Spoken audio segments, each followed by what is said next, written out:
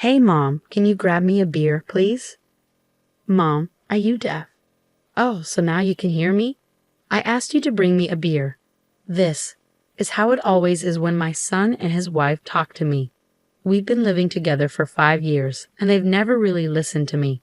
They usually ignore me or just boss me around like I'm their maid.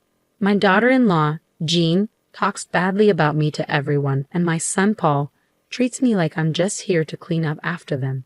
I decide to ignore them and pretend to watch TV, acting like I can't hear them. I'm fed up with them only paying attention when they want something and ignoring me the rest of the time. After a while of ignoring them, Jean grabs the remote and turns off the show I was watching. I'm surprised when she says loudly, right next to my ear, "Hey, mother-in-law, can you hear me? Make sure you make Paul's lunch tomorrow, okay?" Her voice was so loud it made my ears ring, and I couldn't help but grimace. Seeing my reaction, my daughter-in-law laughed and left the living room with my son. I couldn't help but wonder why she couldn't be a bit more considerate, especially since I'm her husband's mother and she relies on me every day. But judging from my son's behavior, it seemed like I was just a maid to her. There was no apology from either of them, and I didn't feel like they cared about how I felt. Frustrated, I sent an email to my husband and decided to leave the house. My name is Karen, and I'll be turning 72 this year. 5 years ago, my son and his wife asked if they could move in with me because they were worried about the future and wanted to save money. Since then, we've been living together as 2 families in one house. If you live with us, Mom, you'll feel safer, right? Maybe you're right. My husband is a workaholic. He started his own company when he was young and still works hard even at 73. Our house felt quiet after our son moved out. When I talked to my husband about our son and his wife moving in with us, he just said, "Do whatever you like." So, with not much discussion and feeling a bit bored, I agreed, hoping life would get livelier. When they moved in, my son's wife, Jean, and I split the housework. But as she said her part-time job got busier, I ended up doing more and more. She helps if I ask, but usually she's reluctant or busy with her own stuff. So I stopped asking for her help, and I do everything myself, feeling unappreciated. Even at meal times with the whole family, there's hardly any conversation. I guess I got used to it, like with my husband. One day, while I was making dinner for 3 as usual, I got a message from my husband saying, "I'll be late for work, don't need dinner." This wasn't unusual, but the problem was with my son and his wife. "Dad's gonna be late, huh?" "Yeah, I'm not hungry either." "Oh, I'm going out with a friend, so I don't need dinner." "Why are you telling me this?" "I've already made it," I said. "It's okay, just save it for tomorrow." Even though it was dinner time, they were about to leave without a word if I didn't say anything. They could have told me earlier if they didn't need dinner. It seemed like they'd never think to consider me first. I couldn't help but feel frustrated at their rudeness. But they left without any apology. What am I working so hard for?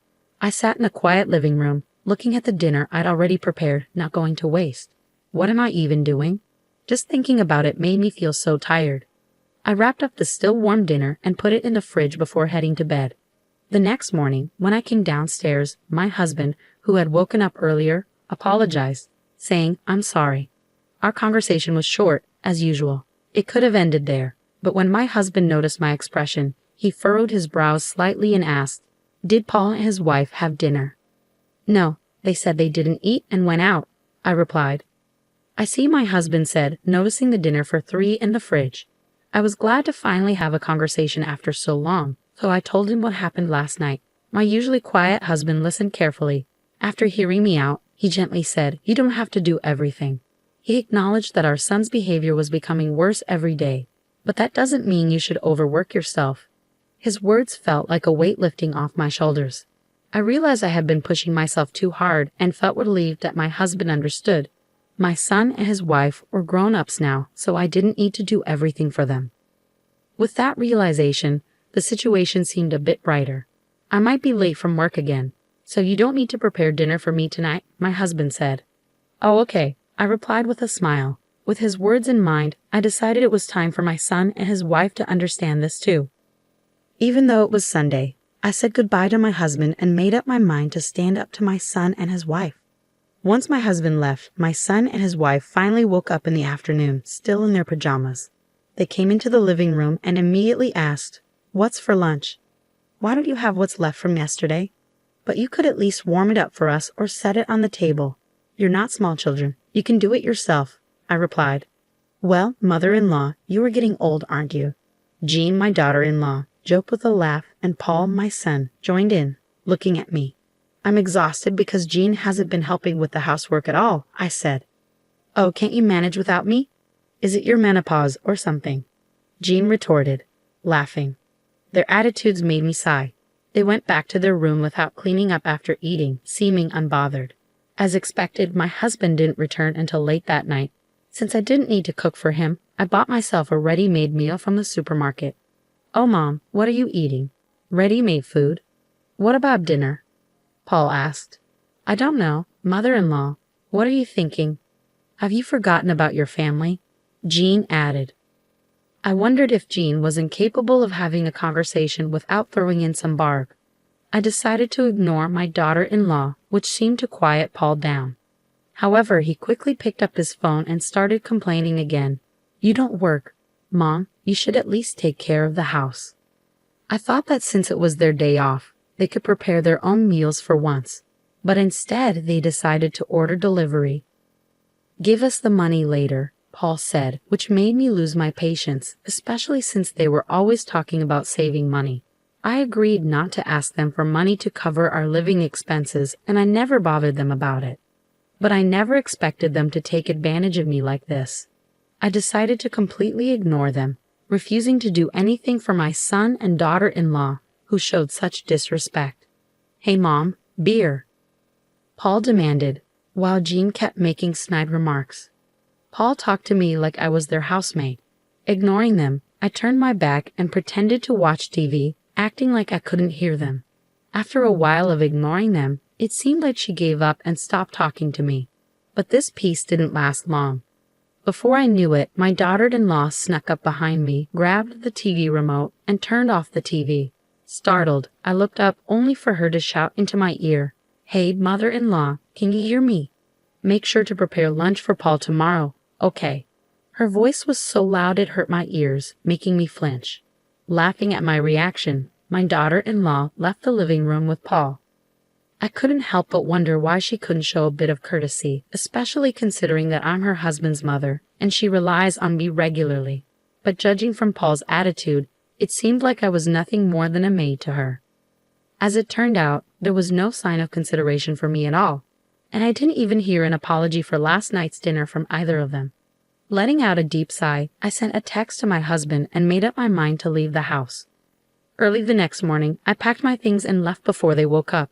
When I arrived at a nearby business hotel, my phone buzzed with texts from Paul, who had just woken up before heading to work. Apparently, they were in quite a chaos this morning. Texts and calls from both of them flooded my phone.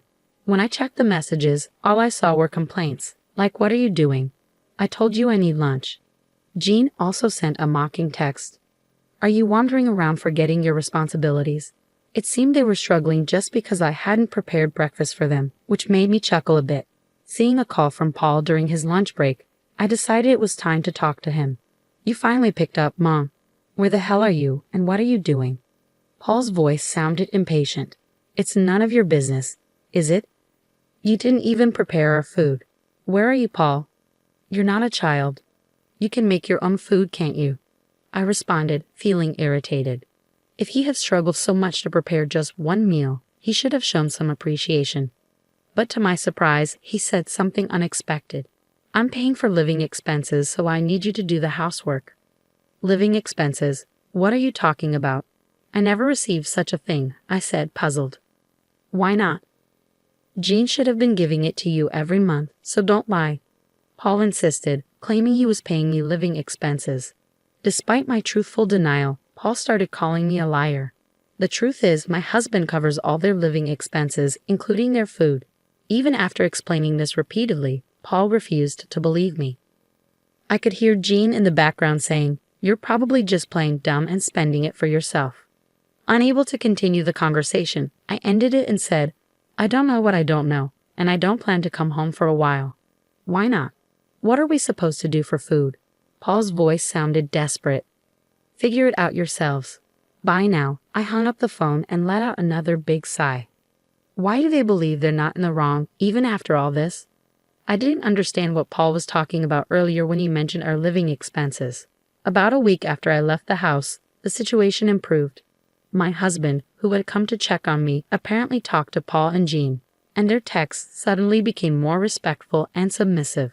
Wondering what had happened, I received a text from my husband. Paul and Jean want to apologize.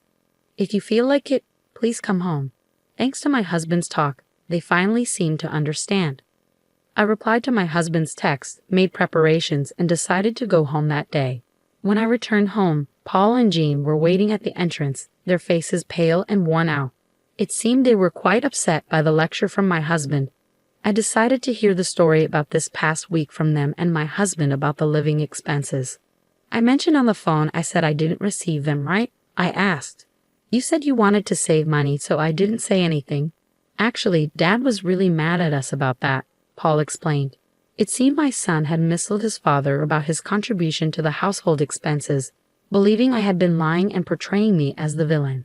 However, when my husband explained the reality of my busy schedule and showed him our household book, Paul quieted down. You couldn't even believe me, but Jean kept saying that she was giving you the money. So what happened to your living expenses? I asked, feeling betrayed. From my son's perspective, he was definitely paying, so he must have been baffled that the money wasn't reaching me. It seemed my husband and son confronted Jean and made her confess. At first, Jean pretended ignorance, but when my husband confronted her, she finally confessed everything. I'm appalled. She was accusing me of squandering money on the phone, but it turns out she was just talking about herself, I said, feeling betrayed.